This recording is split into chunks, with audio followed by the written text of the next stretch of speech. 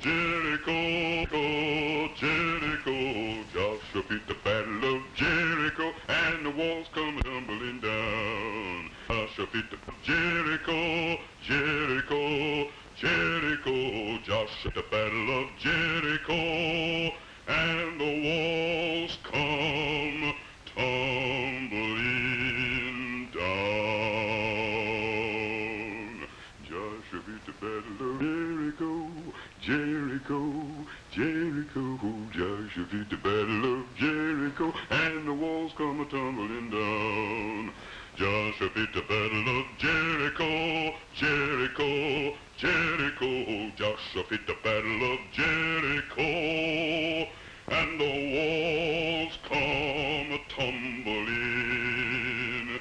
down.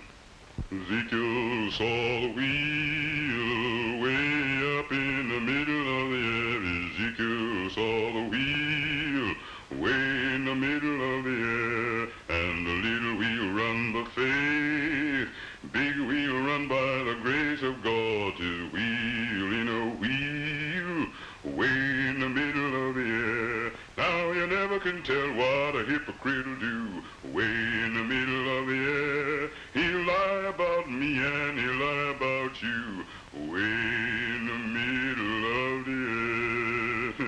Joshua beat the battle of Jericho, Jericho, Jericho. Joshua beat the battle of Jericho, and the walls come a-tumbling down. Now tell me, brother pilgrim, tell me where I'm bound. You're bound for dear old Canaan, to that enchanted ground.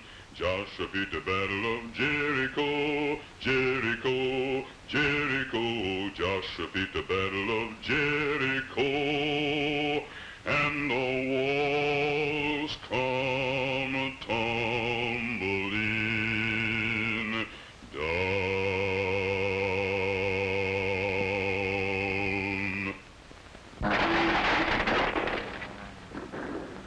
All over the world, the walls are tumbling down, for this is the battle for the world.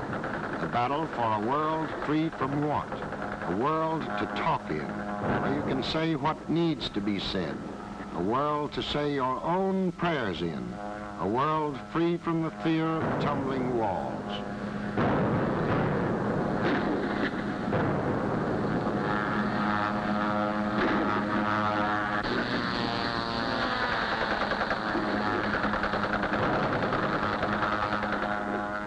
All this battle is in our hands, the hands of the people.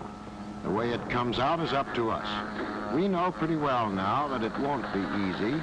We know that when they told us it meant blood, sweat, and tears, that when they said that, they said a mouthful. It will be tough. But we are willing to pay that price because now we know that this is our fight. The walls kept falling. The battle kept coming closer. Now we are sure it is the fight of us people. We will pay the blood and the sweat and the tears because they are the cash we are using to buy a better world. When it's all over, we want our kind of world. Only we want it to be even more our kind of world than it has been.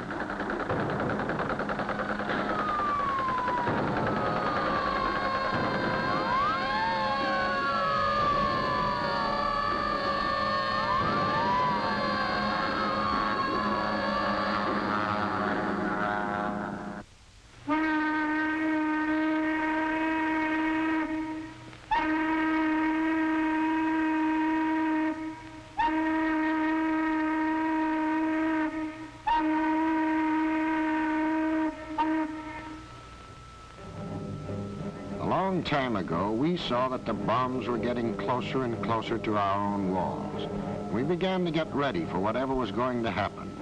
Deep down, we felt that those bombs in the long run were aimed at us people. So we rolled up our sleeves and put on the jumpers and the overalls, and spat on our hands and hurried to the job. Then war began coming to 1,000 quiet countrysides.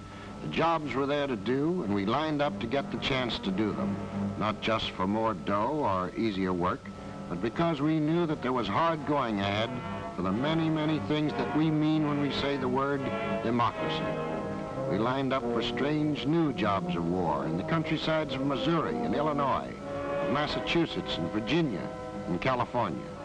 The towering cranes came to the Coosa Valley of Alabama. The big grading machines came. The steam shovels came. There weren't any more tree frogs at night, at least not so you could hear them. There weren't enough roads now, and the covered bridges were the wrong kind of bridges. $75 million worth of powder plant was coming. And that, my friends, is a lot of powder plant. A shell loading plant was coming, and an ammunition depot. The big army camp was getting even bigger. War was coming. In 1,000 ways, war was coming. All over the valley, war was coming. So a lot of us had to move. The plants and the camp needed land. They needed thousands of acres, more than 50,000 acres. When the nation took the land, some of us went to work with the others who were building the plants, building and building, and some of us went away to other farms. Where the cotton and the corn had grown up to the cabin doors, even the rows from last year's plantings were going. Everywhere, people were building and building, making the walls of democracy strong.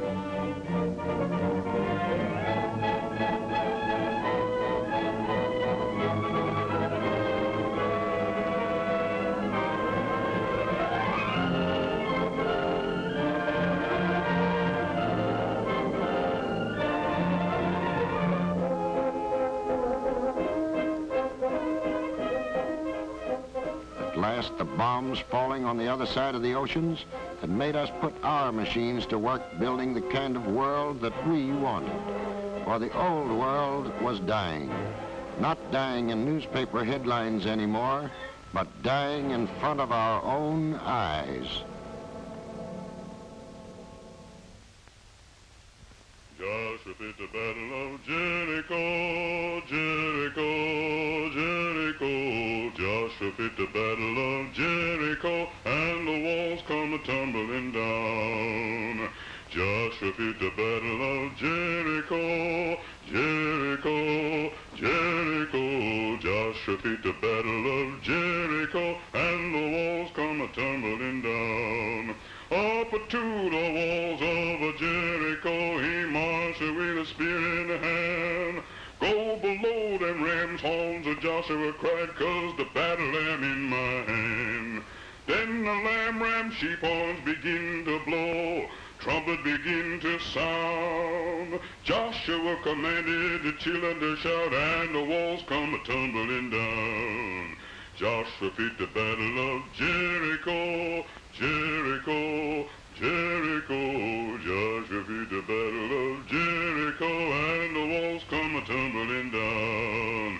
Joshua fit the battle of Jericho, Jericho, Jericho. Joshua fit the battle of Jericho, and the walls come a-tumbling down.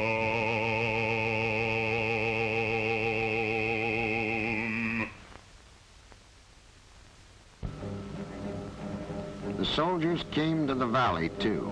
Thousands of them pouring into the big army camp off the farms and out of the cities.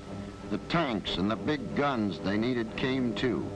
They needed a lot of other things, just like the workers and the farmers. But first, last, and always, they needed food. Boy, how they did need food. Tons and tons of food. They needed onions. They needed potatoes. They needed meat. And always more people were needed to build places to eat, to get the food to the soldiers and workers and farmers, to cook it for them, to serve it to them.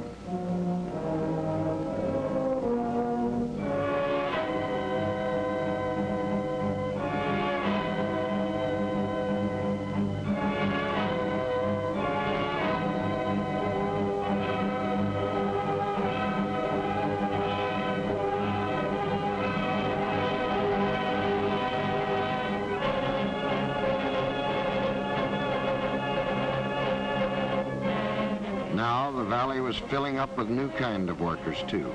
They were strong, clever workers, more of us people who could do things with our hands and make the high-strung machines work for us. There were power saws in the valley now, and men to run them. There were drill press operators. There were riveters and more riveters, and welders and bricklayers. Now there was another army backing up the one in uniform at the army camp. They were building and building, building for the kind of new world they wanted.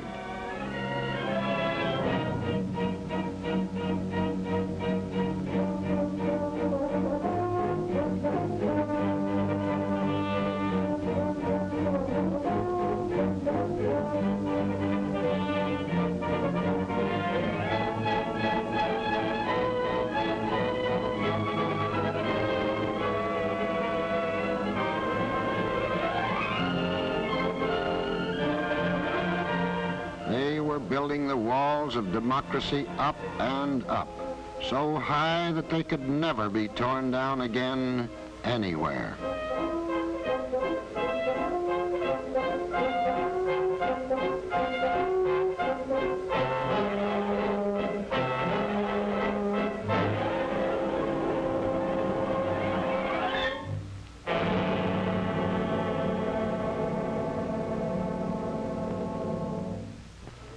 Everywhere were people building and building these walls. They knew now which was their side in this fight, and that the fight was going to be fought with cranes and cement buckets as much as with guns.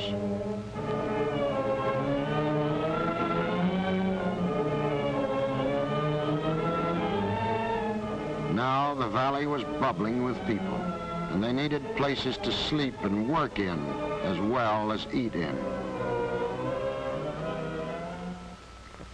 It seemed for a while as if there could never be enough houses. The back roads filled up with trailers, and in the trailers were people, more and more people, people learning to live in a world that was changing. It was all right with them. They just made the trailers into homes. They were still father, mother, and children, still a family. The change wasn't changing them.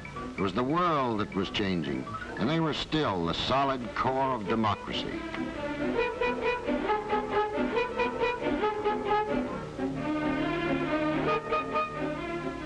But the changing was pretty fast, and for some of us it was kind of tough for a while. The open-air theaters were thrown up quick so we could have some fun now and then. The bunkhouses spread up and down the valley, and still there weren't enough. And all the time we kept needing more and more food from farms all over the country, just like we had come from ourselves to build something the country needed. New people flowed into the valley. They brought new ways of saying hello and new ways of saying goodbye. New thoughts and ideas came too. The unions came, and the farmers who had gone to work in the plants joined up. Some of them didn't like it at first, but they found soon that the unions were just another way of working together.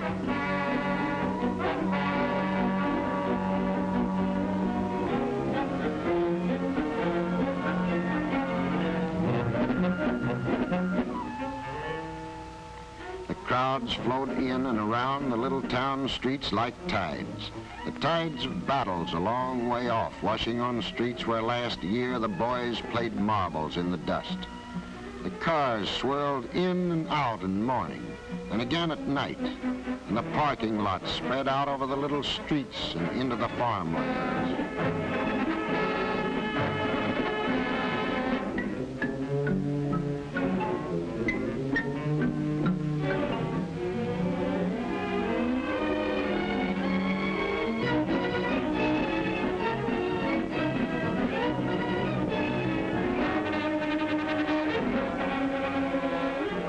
Lots of money everywhere, more money than the valley had seen in a long, long time, and everybody wanted to spend it. It was boom times again, all right, and everybody was happy to be working again and doing all right and getting a job done that his country needed to get done.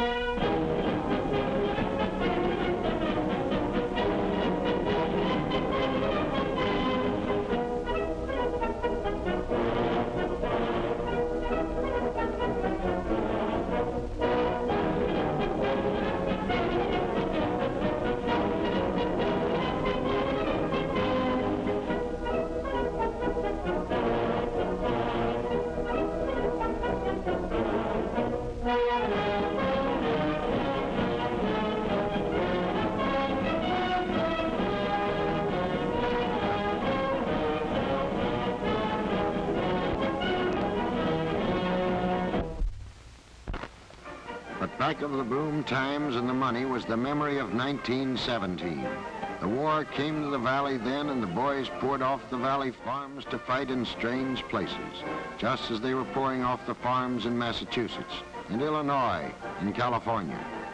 1917 in them was 1917 in the Coosa Valley, too. For the valley had pyrite and bauxite and graphite mines, and the country needed those things for its guns and its soldiers. The mines ran at home while the soldiers fought far away. For almost the first time since the Civil War, there was plenty of money. The money flowed in just like somebody had turned on a spigot and let it run.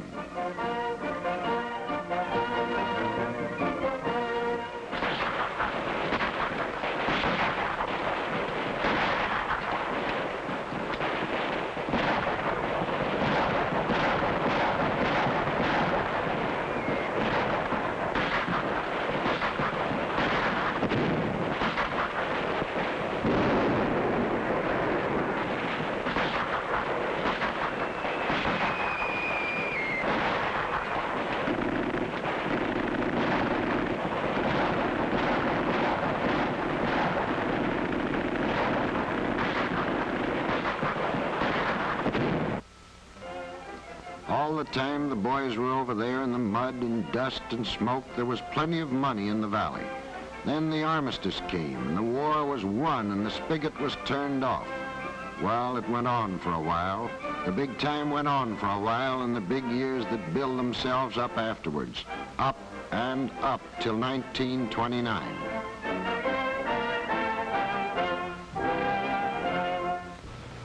Then came the bitter years.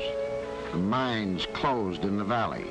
The vines grew over them, and the bushes hid them, till now you have a hard time finding what's left, even to take pictures of the crumbling pillars. It was a strange time. There were the bulging payrolls, and then the bread lines, the peoples rolling out of the cities onto the farms, the people rolling off the farms onto the roads. The money flowed out of the valley. Still, the people didn't know exactly why. One day or 1 week or 1 month, there was plenty of money.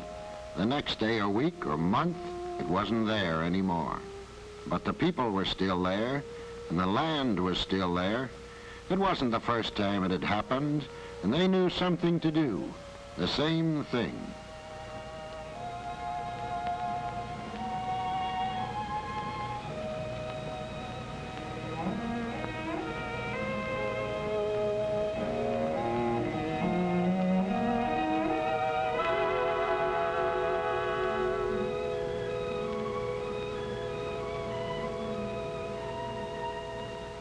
They went back on the land, and in a little while they weren't as fat as they had been. And the land wasn't as fat either. The money had flowed out.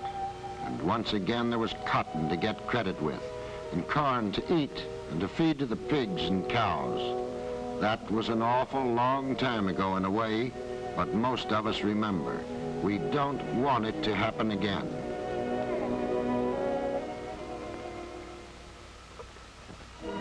After this war, we are going to try to keep it from happening over again. It will take a lot of thinking and working. We will have to give up some things we like to get other things we like even more. But we are ready and willing. We've learned something.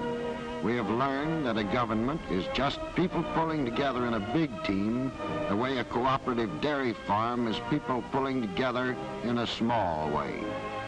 In the valley now there is a pattern of order, a pattern built of the sweat and the strain and the confusion. There are good houses for the people and good food for them.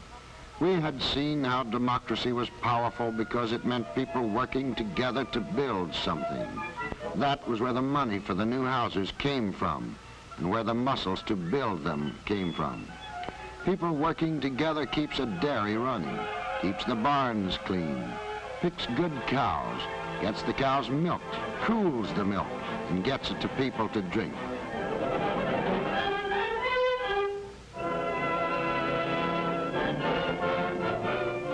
And we had seen 1,000 other small ways where people working together could grow and make things better and bigger than all of them could if each worked by himself. People working together can get the machines that will make a bigger crop of sorghum and bigger crops of hay. We had learned that people working together could win the battles of peace as well as of war, that government is just a way people have of pulling together, that that's all democracy is anyway. We had found out that that was where the power came from.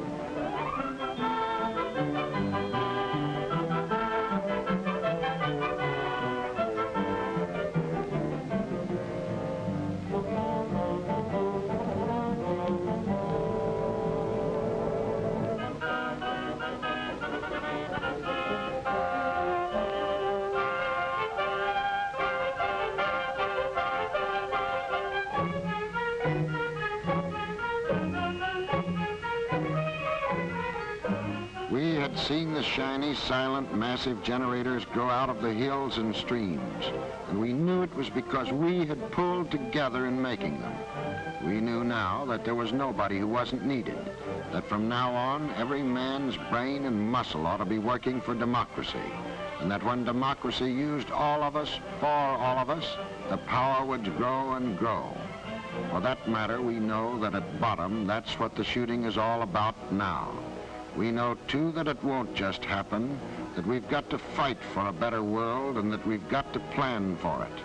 The patterns must be drawn now for that world. We know that there's no excuse for any other kind of world now with the power waiting there, ready for us to use.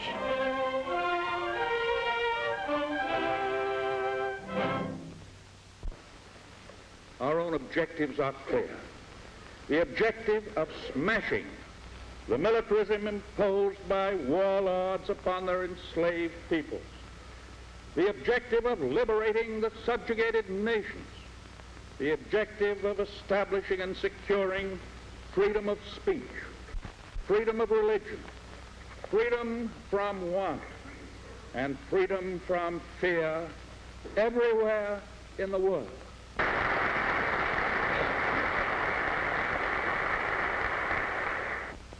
We shall not stop short of these objectives, nor shall we be satisfied merely to gain them and then call it a day. I know that I speak for the American people, and I have good reason to believe that I speak also for all the other peoples who fight with us when I say that this time we are determined not only to win the war, but also to maintain the security of the peace that will follow. When our enemies challenged our country to stand up and fight, they challenged each and every one of us. And each and every one of us has acceptance for himself and for his nation.